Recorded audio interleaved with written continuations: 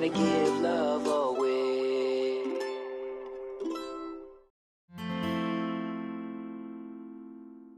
Hi, I'm Bo Forbes. I'm a clinical psychologist, yoga teacher, and yoga therapist, and my passion is integrating therapeutics into yoga.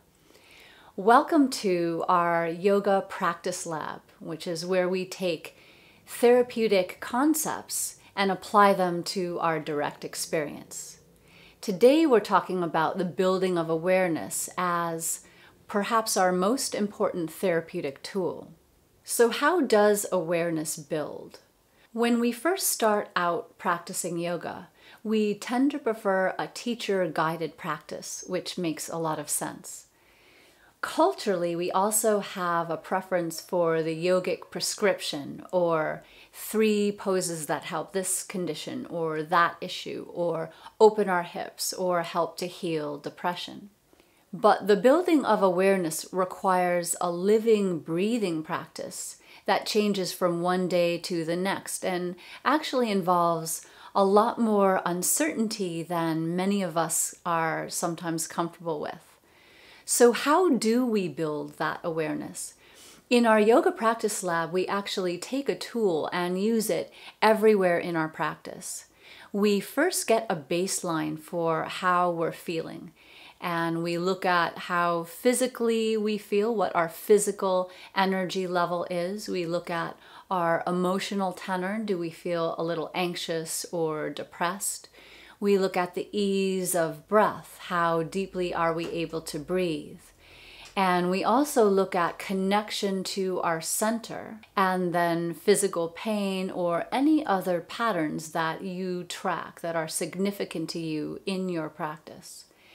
Then we actually do the practice or intervention or bit of breath work or even a therapeutic posture. And after we've done that practice, we go back in and get another baseline, same baseline measurements we took before. And we do that with the same tool or intervention many times. And in that way, we start to get a sense of how a certain yogic practice impacts us over time. What is the therapeutic value of that practice?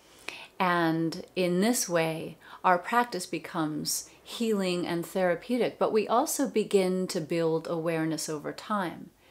In the beginning of our practice lab, we might have a sense of how, on a very gross level, a whole practice affects us. How we feel, for example, in Shavasana or for a couple of hours after our practice. But after many, many hours with our yoga practice lab, we begin to develop a subtle awareness, a sense of how discrete and smaller interventions impact us. And then we can take the interventions that are most therapeutic and weave them into a practice or add them to the practice that we are attached to. So I want to challenge you over the next 12 months or even longer to begin to develop your own personal yoga practice lab. Thank you for listening.